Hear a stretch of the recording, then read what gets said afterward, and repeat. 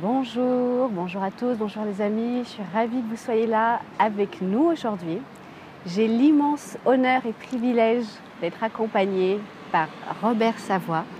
Merci infiniment d'avoir accepté cette entrevue. Vous allez découvrir peut-être pour certains ou redécouvrir pour d'autres cet exceptionnel personnage. Et d'ailleurs, tout de suite, je te propose de te présenter brièvement. Qu'est-ce que tu fais là dans la vie, Robert? Merci. Premièrement, j'aime commencer en disant merci pour l'importance que tu m'accordes. Cette importance-là, pour moi, c'est un privilège d'être entendu, d'être vu par des milliers et milliers de personnes. Merci. J'apprécie. Merci. Puis, Robert Savoie, comme elle nommait, Robert Savoie, je suis premièrement un homme de cœur, d'une authenticité, vulnérabilité, sensibilité. C'est tout ce que j'ai découvert de l'homme que je suis. Je suis un conjoint épanoui, 2 enfants, un petit garçon de 12 ans et une fille de 27 ans. Alors, Robert Savoie, c'est l'homme que je viens de décrire pour ensuite me propulser dans un centre du mieux-être qui s'appelle Centre du mieux-être Robert Savoie, conférencier, enseignant depuis 16 ans.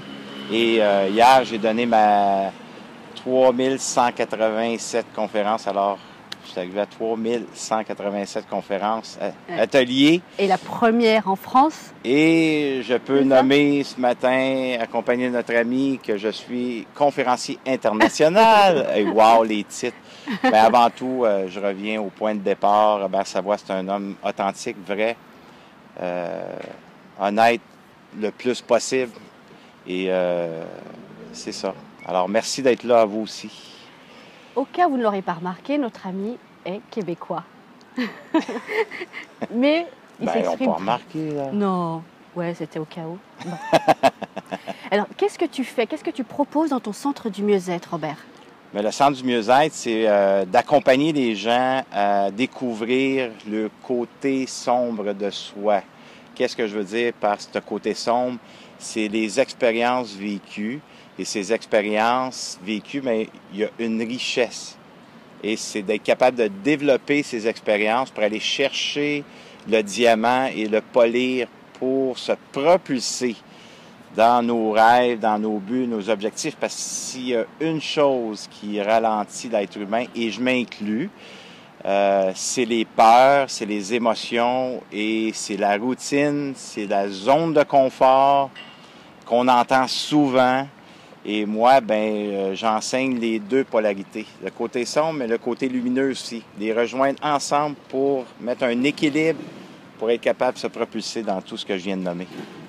Il existe depuis combien de temps, ce centre? Depuis 2010. Oui. Par contre, ça fait 16 ans que je fais le métier. Là. Très bien. Donc, tu accompagnes des personnes dans leur épanouissement. Dans l'épanouissement, les gens, c'est sûr que mes ateliers, on fait des ateliers de deuil. Oui. C'est un accompagnement, c'est très puissant, très libérateur. L'atelier de l'éveil de soi, exemple, c'est une libération, un atelier pour vraiment libérer qu'on est conscient, pour éveiller l'inconscience. Et après qu'on libère ça, mais par la suite, on offre un atelier de l'éveil de soi. C'est quoi mon fonctionnement? C'est quoi mes patterns? Tout ce qui est de côté rationnel en soi, on fait une démarche dans cette direction. Après ça, il y a le cours de créer sa vie, pour créer sa voie. Très joli jeu de mots, au passage. Oui, créer sa voie pour définir mon pourquoi. Qu'est-ce que je veux? Qui je suis? Qu'est-ce que je veux?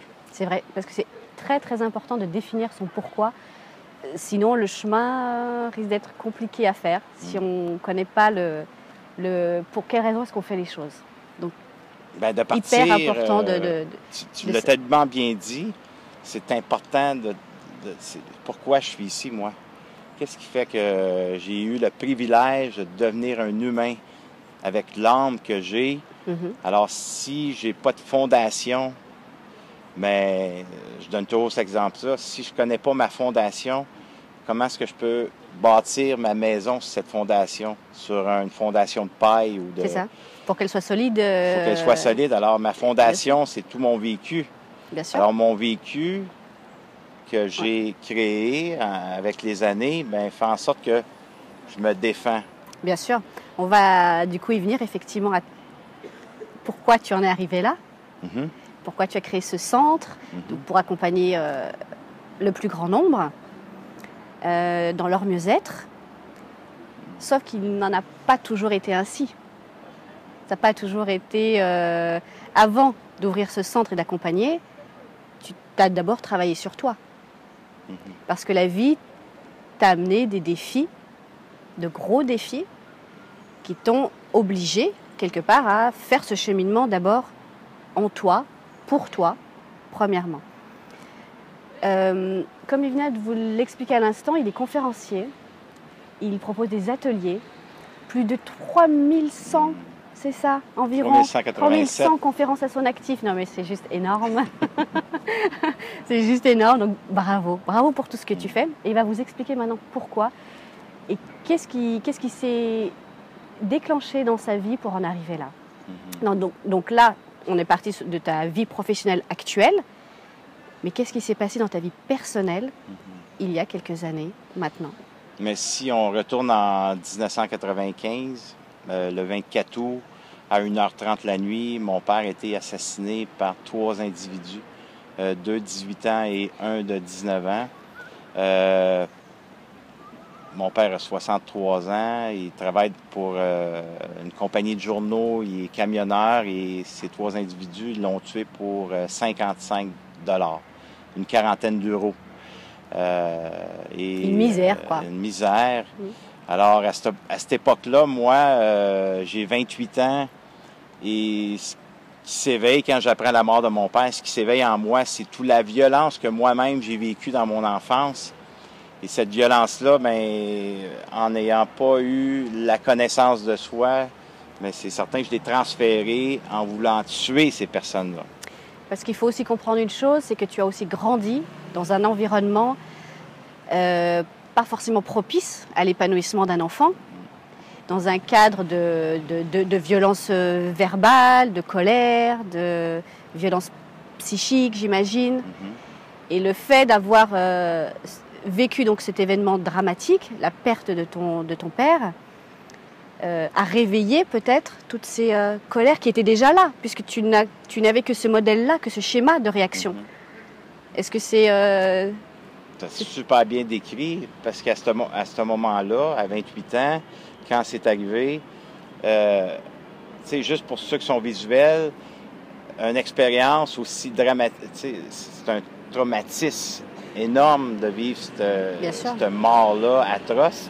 Alors, je n'étais pas capable de départager l'expérience du moment présent de mon vécu. C'est ça. Alors, là,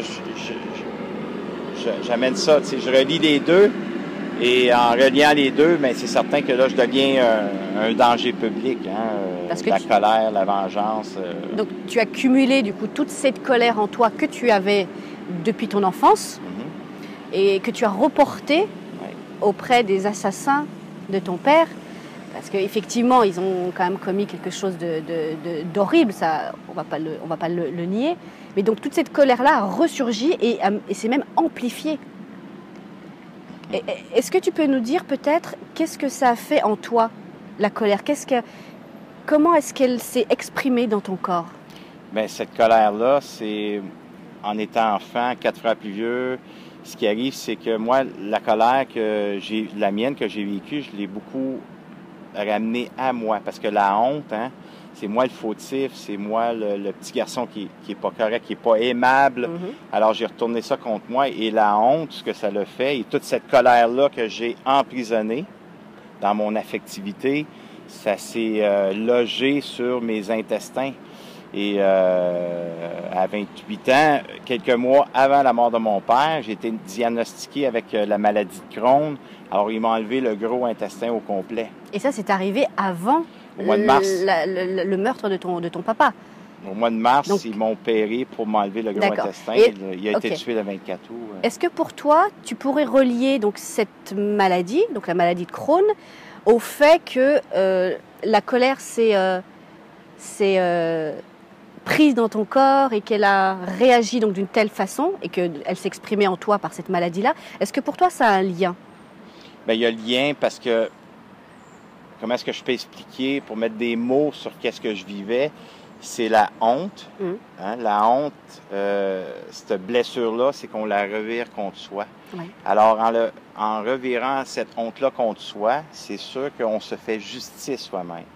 Alors, on se fait violence soi-même avec notre discours intérieur. Parfois, les gens disent « Ah, moi, je suis pas comme ça. » C'est Ouais, ça. mais juste un discours détracteur. « Ah, je suis pas belle, je suis pas beau, je suis ci, je suis ça. Pas assez, Je suis pas assez ci, je suis pas assez ça. » Alors, c'est une violence qu'on se fait contre soi. Oui, Alors, c'est tout ça qui s'est éveillé. Et en plus, avoir eu un père aujourd'hui, mon père, c'était mon mentor. Là. Mon père, c'était mon Dieu, mais malgré ses difficultés à lui-même d'exprimer son amour, ça a été exprimé par la violence. Mais quand tu es enfant, dans mon cas à moi, je ne pouvais pas faire la différence. Alors, Bien sûr. c'est moi qui étais le fautif. Là. bien sûr. Alors, j'ai vécu cette violence-là en plus de me faire violence soi-même. Et quand c'est arrivé le 24 août, c'est ces émotions-là. Il n'y a aucun contrôle. Là, on ne peut pas contrôler des émotions. La mèche a c'est été imprévisible. Hein? La mèche a été allumée, là. Ouais, là, il a allumé la mèche. C'est ça. Que je vivais pour tuer ces personnes. C'était devenu ta raison d'être. C'était devenu ma raison d'être. Et ce qui est important dans ce que tu viens de dire, c'est qu'on ne se rend pas forcément compte de l'impact du discours interne, qui est souvent négatif, l'impact qu'il a sur nous, sur nos cellules, sur notre corps, et qui ensuite se manifeste par diverses maladies. Alors chacun l'exprimera différemment. Ça partira sans doute d'une faiblesse déjà. Donc là, peut-être qu'il y avait une faiblesse au niveau de l'estomac, des intestins, et ça s'est là amplifié. Ça s'est logé à cet Voilà. endroit-là. Mais il s'avère que beaucoup de personnes développent des maladies sans savoir qu'elles sont liées souvent ou à la colère ou au stress ou au discours interne qui est négatif et qu'il est ultra important de pouvoir s'en préoccuper et de pouvoir changer ça. Alors, au-delà du fait que tu t'es fait violence toi-même, parce que tu n'avais pas d'autres réactions pour l'instant, ces hommes ont été enfermés, donc tu ne pouvais pas t'attaquer à eux directement. Donc c'était quelque part une bonne façon aussi de temporiser tout ça, et que toi, tu digères aussi la situation compliquée, parce que c'est pas... Voilà, qu'est-ce que je fais avec ça, quoi? Qu'est-ce que je fais avec... Tu as tellement bien dit, c'est qu'on ramène, tu sais, dans mes mots, là, on ramène ça contre soi.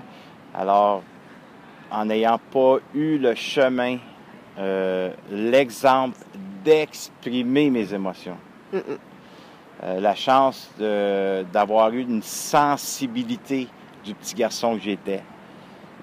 Exemple précis pour mettre les gens dans le contexte un peu, juste échapper un verre d'eau par terre, ben c'était un regard écrasant, c'était une parole blessante, t'es stupide, t'es pas capable de faire attention, tandis que c'est juste un verre d'eau par terre. Et, ou me faire mal, mais arrête de pleurer. Fait que cette sensibilité-là, en n'ayant pas connu...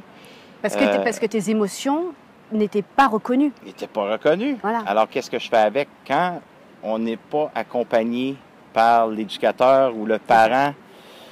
On refoule. On refoule. Ça. Alors, ce refoulement-là fait en sorte que quand il arrive un drame comme j'ai connu, ça l'a tout sorti en même temps. Fait que là c'est une bombe. Dangereux pour soi, dangereux pour les autres, à un moment donné. Et comme pour répondre à ta question, désolé, je suis un Québécois, hein? Et ça fait quelques jours ici, alors je me sens comme un Français, j'explique beaucoup. Puis, cette interview, elle est pour toi, donc. Mais tout ça, pendant ces années-là, c'est mon discours intérieur qui a pris place et c'était la vengeance et l'isolement affectif a fait en sorte que je me suis créé des scénarios des scénarios, comment est-ce que ces personnes-là étaient pour mourir. Alors, puis vous imaginez, quand je me couchais le soir, je me voyais tuer ces personnes-là. Et à la fin, je les tuais plus, là. J'étais pour les attacher, les faire souffrir et les laisser mourir à petit feu. Ça, c'est une violence envers soi-même, mais terrible, on n'est pas conscient. Là. Bien sûr, et à la fin, je m'enlevais la vie. Là. Je les tuais, puis je m'enlevais la vie. C'était ça mon but. Alors, je les portais des masques. Parce que ton intention était de leur faire le mal que toi tu as ressenti. Le mal que j'ai ressenti, le mal que je me fais. Oui, sauf qu'entre-temps, c'est toi qui le ressens et qui le reçois. Pour me faire du bien, c'était de le remettre à eux autres. C'est ça. Oui, mais tu les avais pas pour pouvoir défouler aussi tout ça. Alors, donc, c'était d'autant plus de violence pour toi. Et voilà. Et cette violence-là, ben, me fait agir d'une façon, je vais le dire dans mes mots, un poker face. Ça va bien? Ah oui, ça va bien. Oui, tout va bien parce que je voulais pas le nommer à personne, ce que je voulais faire. Là. Une façade. Tu t'es construit... une armure. C'est ça, une carapace pour te protéger de toute cette violence qui était là. Et veut pas. Est-ce que... Cette violence-là, c'est la conjointe que j'avais à l'époque. Bien sûr. C'est ma fille qui a 7 ans à cette époque-là. Qui ont subi... Moi, je ne sais pas quoi faire avec ça. Alors, à ce moment-là, l'être humain, ce qu'il fait, dans mon cas, moi, c'était la fuite. La fuite où? Dans le travail. Je travaillais jour et nuit pour ne pas vivre ces émotions-là. Pour ne pas être présent pour tes sensations et tes émotions. Et voilà. Donc, c'est toi que tu fuyais. Ben oui. Tu pensais peut-être fuir ta famille, mais en fait, c'était toi. Je fuyais, moi. Je m'abandonnais dans le travail. Et ça m'a amené à commencer à acheter du matériel, la grosse maison, des voitures, pour récompenser mon affectivité par le matériel. Les choses extérieures. Les choses extérieures. Parce qu'encore une fois, tu ne t'attaques pas à ce qu'il y a à l'intérieur. Du coup, toutes ces émotions-là que tu n'as pas su gérer, que la plupart d'ailleurs des personnes ne savent pas gérer, comment est-ce qu'on fait? Pour toi, en l'occurrence, est-ce que si je te dis que tes émotions, comme tu n'as pas su les exprimer donc à l'extérieur, donc elles restent en toi, mais toi, à ce moment-là, ce que tu fais, c'est que tu cherches à remplir, d'une certaine façon, quelque chose qui manque, parce qu'on c'est ce qu'on vit, le manque. Est-ce qu'on peut dire que tes émotions, comme elles ne sortaient pas, ne s'exprimaient pas, est-ce que tu les mangeais, tes émotions? Qu'est-ce que tu veux dire? Hey, j'ai perdu 35 kilos avec tout ça. Oui. Oui, je mangeais mes émotions aussi. Parce que en mangeant mes émotions, ben, c'est sûr que je me protège. Je me punis. Je me récompense par la nourriture. Tu te fais du bien. Je me fais justice et je me fais du bien. Comme tu peux. Puis tu as tellement raison, je me fais du bien, je me fais un plaisir. Puis quand je mange, là, quand je mangeais mes émotions, c'est c'est bon. C'est un plaisir que j'allais me chercher parce que je travaillais tellement. Bien sûr. Je fuyais tellement que c'est un besoin, le plaisir. Et ce plaisir-là, je ne l'avais pas parce que j'avais plus le temps et j'étais fatigué. Alors, pour me récompenser, pour me faire plaisir, pour me faire justice, mais je mangeais, oui. C'est la façon que tu as trouvée pour te récompenser et t'apporter le bien, un bien-être quelque part. Donc, le fait que tu as peut-être surcompensé en nourriture, mais parfois, il arrive que les personnes aussi mangent leurs émotions sans forcément y ajouter le surplus de nourriture et qui pourtant, physiquement, donnent l'impression qu'elles ont un surplus de nourriture. Tellement les émotions sont fortes et emmagasinées dans le corps. Donc, toi, tu l'as dit que ça s'est exprimé effectivement par la nourriture. Mais encore une fois, ça n'est pas... c'est pas obligatoire de passer par là. Beaucoup de personnes mangent leurs émotions, se voient physiquement, mais ce sont juste leurs émotions qui sont là et qui restent bloquées. Parce qu'on ne veut pas s'en occuper, on ne veut pas s'en libérer, on ne veut pas les voir, tout simplement. On les cache. On est inconscient. On croit les cacher, en fait, alors qu'elles sont tellement là et tellement visibles. Ben oui, puis là, plus on les voit par l'extérieur, parce que notre physique nous parle, plus on a honte. Oui. Plus on a honte, plus qu'on s'en coupable, plus on mange. On redouble du coup de se faire violence à nouveau. Parce que c'est aussi se faire violence. C'est se faire violence. Encore une fois. Alors que l'intention première était de se faire plaisir par la nourriture, par quelque chose que j'apprécie, par quelque chose qui me fait du bien. Plaisir instantané. Voilà, c'est ça. Le plaisir immédiat. J'ai lu dans tes pensées. Là. Ah bah, bien évidemment. On ne s'est pas formé à la télépathie pour rien. Donc, voilà, tout ça pour dire que les émotions, prenez-en soin. Écoutez-vous. Prenez le temps de ressentir ce qui se passe en vous. Votre corps vous parle. Prenez juste le temps de revenir à vous. C'est essentiel, essentiel pour votre bien-être. J'ai le goût de nommer aussi, si tu me permets. Je t'en prie, avec plaisir. On doit être conscient que c'est en relation qu'on a été blessé. Si on mange nos émotions, on prend de l'alcool, la médication, c'est pas le fait d'arrêter tout de suite. Parce qu'essayer d'arrêter ça, parfois c'est un contrôle si on ne fait pas un travail sur le côté affectif. Et ce côté affectif-là, mais c'est d'être accompagné par une coach, par un thérapeute, par un psychologue. Moi, je suis pour ça. Et j'avais dans mon épigénétique, là, aller m'asseoir dans un bureau de coach ou thérapeute ou psychologue, comme je viens de nommer, pour moi, c'était d'être faible. Parce que j'avais cette croyance-là que j'avais entendue de tout le monde. C'était quelqu'un qui souffrait et quand tu es dans la souffrance, parfois tu ne la vois même pas parce que tu deviens confortable dans ce mal-là. Alors, c'est en relation qu'on est blessé et c'est en relation qu'on peut s'en libérer en exprimant cette émotion. Parce qu'on a tendance à compter l'histoire dans le rationnel. Je compte l'histoire, là. Là, je raconte l'histoire, mais l'histoire, c'est ici. Et tandis que quand on nomme les émotions qui ont été refoulées, c'est là qu'on s'en libère. Puis pour ça, il faut être accompagné. Ça peut être un ami aussi qui a une bonne écoute, sans conseil. Oui, sans jugement. Sans jugement, juste être là pour nous entendre, oui. C'est ça. On appelle ça d'avoir une autorité saine en face de soi. Bien sûr. Que cette personne-là peut m'accompagner dans mes difficultés, de m'exprimer, les peurs de nommer mes émotions parce que la peur du jugement, la peur de qu'est-ce que l'autre va dire, la peur de ne pas être aimable parce que peut-être que je ne m'exprimerai pas comme je devrais m'exprimer selon mes connaissances. Et ça prend quelqu'un qui peut nous accompagner là-dedans. Le chemin peut se faire seul, mais c'est tellement plus difficile, tellement plus compliqué, tellement plus long. Ben oui, parce qu'on a nos ressources. Regardez, ça fait 16 ans. Avantageux. 16 ans de métier dans ce domaine du mieux-être. Ma conjointe est thérapeute en relation d'aide et nous sommes en thérapie aux 2 semaines. Au mois, on va en thérapie. Vous allez dire, il est vraiment souffrant. Ben oui. C'est libérateur. Ce que je veux dire, c'est que j'arrive dans le bureau parfois, puis je suis dans le bonheur, dans la gratitude. Ben pourquoi tu vas là, Robert? Ben, là, 2 jours passés, là, ben, mon enfant m'a déclenché. Puis en tant que papa, ben j'ai levé la voix. J'ai eu un regard écrasant comme j'ai reçu. Là, la honte s'éveille en moi, la culpabilité et ben mes ressources intérieures, quand ces émotions-là sont élevées, mes ressources intérieures, je les vois pas. Bien sûr. Et c'est là que je vais me faire accompagner pour faire le chemin à l'intérieur de moi. Pour qu'au fur et à mesure, tu puisses utiliser tes ressources. Parce que le but, au final, c'est ça. C'est d'utiliser, se connaître et utiliser les ressources que l'on a en soi. En fait, c'est se faire accompagner pour mieux être indépendant.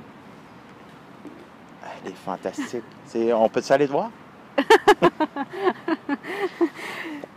C'est une bonne question. Hein? Voilà, donc, encore une fois, tout ça pour vous ramener à vous et de prendre soin de vous. Toujours, toujours, toujours. Vous ne pouvez pas prendre soin des autres, être proche de ceux que vous aimez si vous ne prenez pas soin de vous-même. Vous êtes votre priorité. Vous êtes la personne la plus importante pour vous. Donc aimez-vous et faites-vous accompagner, comme Robert le dit si bien, quand les difficultés vous semblent trop élevées, trop insurmontables, trop compliquées et que ça perdure dans le temps et qu'on ne perçoit pas d'issue. C'est vraiment un bien pour vous et votre entourage. Tu me permets-tu? Je t'en prie. J'ai le goût de vous poser une question dans le ici, maintenant, au moment présent, en écoutant ceux qui sont encore là. Parce qu'il y en a peut-être qui nous ont flushés avant, parce que c'est un Québécois, c'est un fou, c'est un ci, ou peu importe. Non, tu es tellement intéressant. Qu'est-ce qui est là pour vous? Dans le ici, maintenant, au moment présent. Arrêtez-vous quelques instants. Qu'est-ce qui est là pour moi quand j'entends Robert ou Anissa? Qu'est-ce qui est là pour moi? Alors, ramenez ça à vous. Qu'est-ce que ça éveille en moi en écoutant ça? Est-ce que je suis dans le jugement? Est-ce que ça a du sens ou ça n'a aucun sens que ce que je t'apprête dire? Est-ce que je suis rigide? Alors, tout ça, en quelque part, nous, ce qu'on résonne en vous, ça éveille les émotions, ça éveille une vibration en vous, ce qui se passe présentement. Alors, tandis que notre intention à nous, c'est de laisser un message en faisant une entrevue spéciale, riche, par amour, pour nous, parce qu'on a fait une méditation. Hein? Notre intention, c'est d'amener le message le plus clair possible pour aider notre prochain sans se penser pour quelqu'un d'autre. Non. Juste être soi-même, puis sûr. vous laisser le droit d'exister dans qu'est-ce que vous vivez présentement. Et s'il y a des choses que ça a résonné, que vous sentez, oh là, ça vient de me déclencher à l'intérieur de moi, mais c'est cette partie-là qu'on doit s'occuper. C'est ça. Quand ça titille en vous, ne cherchez pas à camoufler et à rejeter. Non, prenez le temps d'écouter et de voir comment ça réagit en vous. Comme vient de le dire effectivement si bien Robert, et ressentez ce qui se passe là. C'est le début de la guérison, d'être à l'écoute. Puis pour ceux qui ont des connaissances extraordinaires, mais comment ça résonne pour vous aussi? Ah, je connais tout ça, moi, ce que vous venez de parler, j'ai ces connaissances-là. Bien, bravo, tant mieux. Bien mais sûr. Qu'est-ce que tu en fais? Je te pose la question à toi aussi. Est-ce que je les applique dans ma vie, dans mon quotidien? C'est la question effectivement à se poser. Parce que la connaissance en soi, c'est intéressant. Mais si je n'applique pas dans mon quotidien, à quoi est-ce que ça me sert? Ça reste dans ma tête, ça reste dans mon cerveau, dans mon intellect. Ok, très bien. Mais dans ma vie, si ça ne m'aide pas, aucun intérêt. Autant faire autre chose. Hein. Elle est excellente. Alors, tu nous as expliqué voilà, ton parcours, ton cheminement de vie personnel, professionnel. Et il y a une clé par laquelle tu es passé pour aussi te libérer de tout ça et que tu enseignes aussi à travers tes conférences et tes ateliers, qui est le pardon. C'est quelque chose d'immense, tellement c'est impactant, tellement ça change votre vie, ça change votre perception du monde, vos relations avec les autres. Le pardon, juste le pardon. Tu peux nous en dire un mot peut-être, Robert? Quelle est pour toi la définition du pardon? Merci. Puis, le pardon, pour moi, c'est le plus grand pouvoir qu'on a reçu à la naissance ou dans notre âme. Et je vais être capable aujourd'hui, qu'on soit capable de départager le mot pardon de religion. On ne parle pas de religion aujourd'hui. La meilleure religion, c'est la vôtre. Je respecte les religions. Je suis pour les religions jusqu'à un certain point.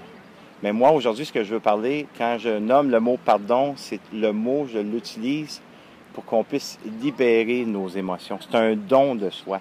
Et ce pouvoir-là du pardon, c'est le plus grand pouvoir au monde, parce que si on veut atteindre ses rêves, ses buts, ses objectifs, on veut se propulser dans des sphères wow, et sans reconnaître qu'on a vécu des expériences dans notre vie qui ont été peut-être traumatisantes, souffrantes, et qu'on ne veut pas avoir un regard sur cette partie-là, c'est là que le pardon, pour moi, devient une nécessité de pardonner ces expériences-là pour libérer le chemin à sa ressource intérieure, cette puissance-là en dedans de nous. Puis, comme j'enseigne dans mes ateliers, je dis aux gens, si Robert, parce que c'est très puissant, mes ateliers, et j'ai une connaissance de la libération. Je suis devenu un expert avec les années. Oui, avec les études, mais plutôt avec les gens qui étaient assis en face de moi et par mes propres expériences. Et si Robert Savoie, j'avais ce pouvoir-là plus élevé que les autres, ça ne serait pas juste pour moi de l'enseigner. Alors, j'ai compris que moi, oui, si ce pouvoir-là est en moi en tant qu'être humain, ça veut dire qu'il est en chacun de nous. Et c'est de développer ce pouvoir-là pour pouvoir être dans la direction de l'amour de soi. C'est très intéressant ce que tu dis là, parce que tu dis que tu accompagnes les personnes sur la voie du pardon. Et en même temps, tu dis que c'est en chacun de nous, que chacun peut puiser dans ce pouvoir-là qui est en chacun, on pourrait presque dire un pouvoir divin, au-delà, encore une fois, des religions, voilà, juste dans notre entité humaine, dans notre âme. C'est quelque chose qui est en chacun de nous. Et donc, toi, par tout ce que tu fais, par tout ce que tu proposes, par ton job immense, parce que tu as un cœur immense, tu ramènes les personnes à revenir à ce pouvoir-là qui est en eux et à utiliser pour guérir et se libérer. Donc voilà, je trouvais intéressant de préciser que tu accompagnes, mais en même temps, tu les amènes à être autonomes. Oui, parce que je ne veux pas que les gens deviennent énorme. Dépendants de Robert Savoie. Je ne veux pas être une béquille pour les gens. Bien sûr. Moi, quand les gens viennent dans mes ateliers et puis que les gens font un bout, puis après ça, ben ils se propulsent, ben là, j'ai fait ma job, si je peux dire ça ainsi. C'est génial. Oui, c'est génial, parce que c'est ça ma mission. Puis pour moi, plus je me donne accès à cette vulnérabilité, à cette sensibilité-là, c'est par l'attrait qu'on apprend. Et on pourrait lire tous les livres au monde. Puis c'est bien de lire des livres. Puis c'est correct, on doit continuer à s'éduquer côté quotient intellectuel. Ça forme, bien sûr. L'intelligence émotionnelle, on doit s'en occuper aussi.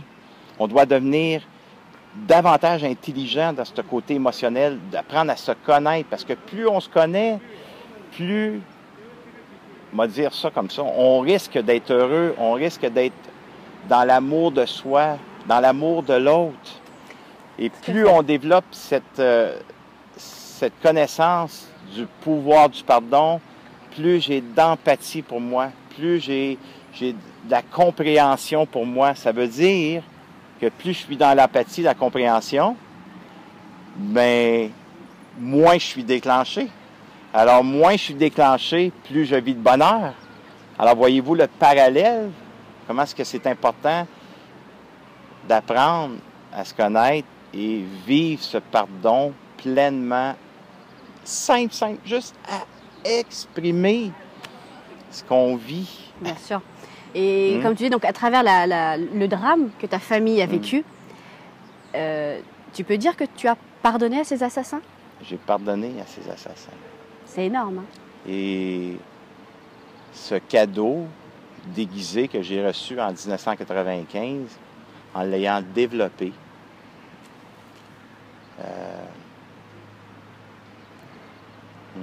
ça fait de moi aujourd'hui la personne que je suis. Je n'apprends rien là-dessus. On se dit toujours ça. Hein, quand on vit des expériences, on s'en occupe, mais sans cette expérience, aujourd'hui, je ne pourrais pas enseigner, je ne pourrais pas aider mon prochain, ceux qui veulent, sans être mieux que personne. Là. Parce que le meilleur élève sur la Terre, je peux vous dire que c'est moi. Parce que je suis un élève engagé à devenir encore une meilleure personne et à apprendre par la vie. Et en développant ce cadeau déguisé qui est la mort de mon père, bien, j'ai pardonné les assassins. J'ai rencontré un des assassins. J'ai passé en direct, en 4 face. heures. Ouais. Je l'ai pris dans mes bras. Vous entendez? Puis vous avez entendu au début, là, j'étais violent. Je montrais mon corps, je suis coupé partout, là. Je me faisais violence, mais j'ai fait violence aussi dans les bars, avec les policiers. Fait que cette violence-là, là... Elle était omniprésente dans ton quotidien.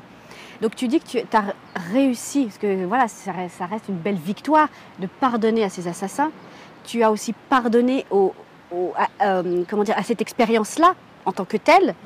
Parce que tu as effectivement ces assassins qui ont commis cet acte, mais la situation de perte de ton père, tu as pardonné cette situation, mais au final, tout ça, ça t'a amené où? Est-ce qu'elle t'a pas amené à te pardonner à toi-même, qui est la finalité de tout un chacun, de te pardonner de tout ce que tu t'as pu t'infliger durant toute ta vie, depuis ton enfance. Parce que si on le est cas, capable au de final. lire, si on va au-delà de l'histoire, Oui. hein, C'est si on presque revient un un peu... prétexte, là, c'est presque un prétexte, cette situation. mon dramatique. père était un homme très violent parce que sa mère est morte de lui. Si on retourne en 1932, il n'y avait pas de césarienne à ce moment-là et mon père pesait 14 livres à la naissance, 6,5 kilos à la naissance.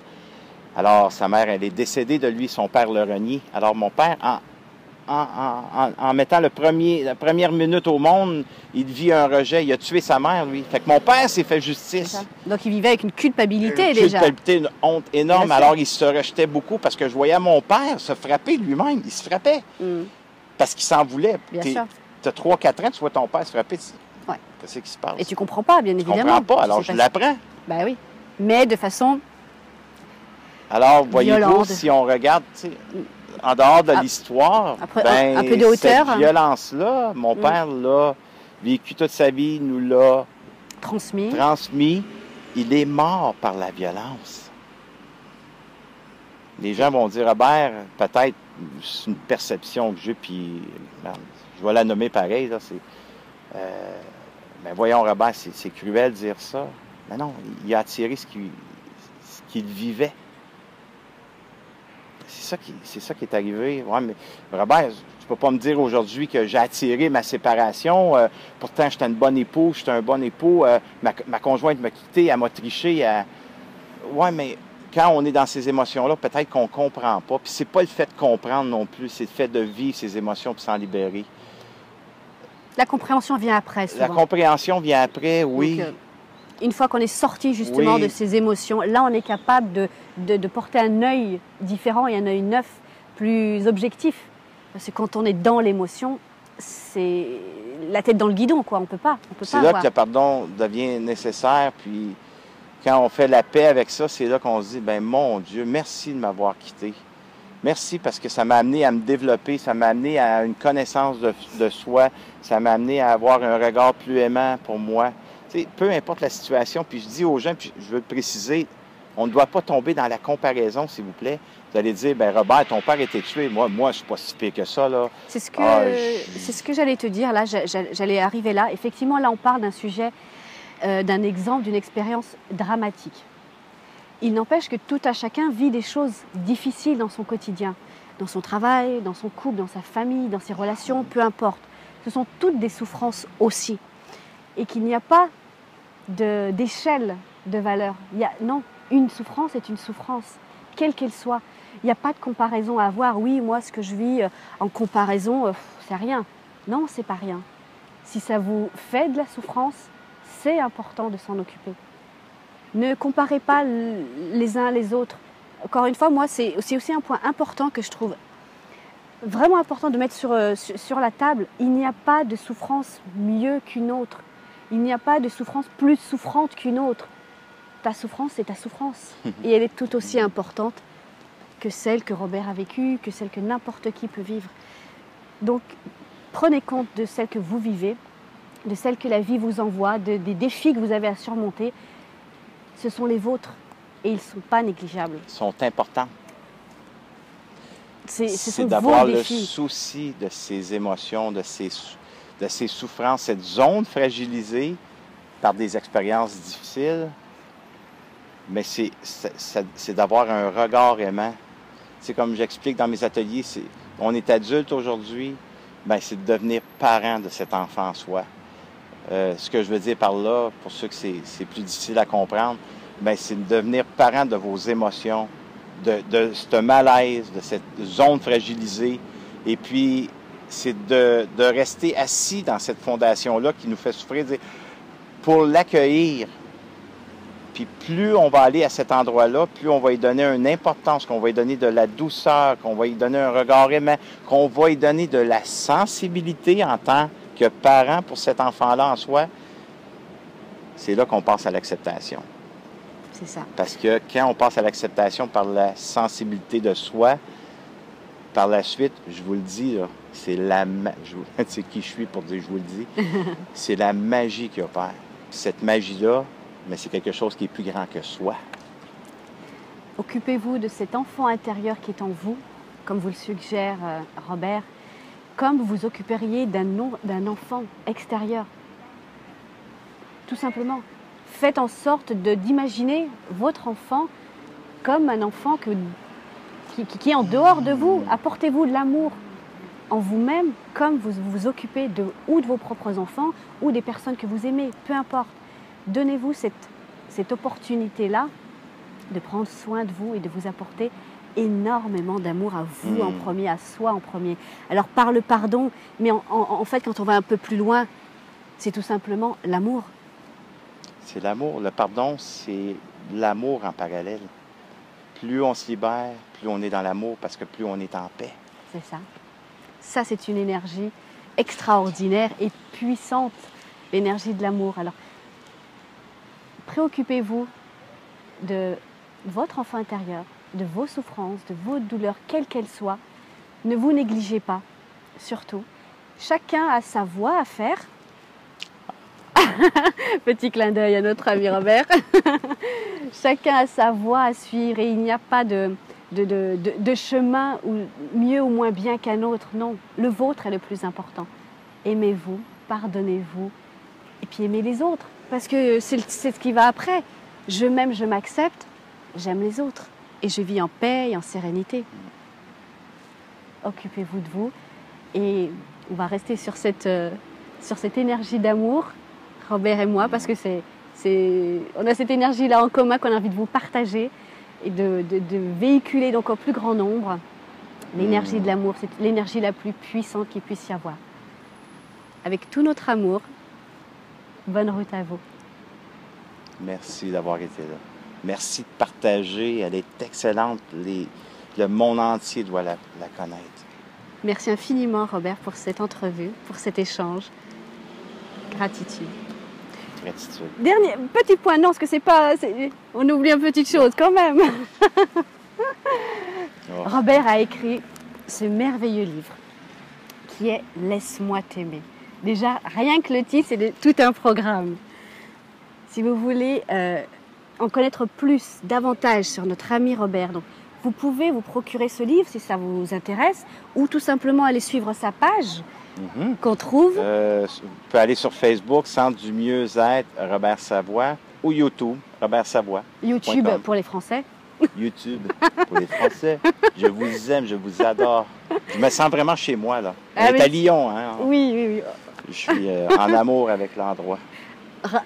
Redonne-nous l'adresse de ton site, s'il te plaît. Centre du mieux-être Robert Savoie ou robertsavoie.com pour les gens qui veulent avoir une facilité davantage. Ça y est, il est bilingue. C'est top. À bientôt, les amis.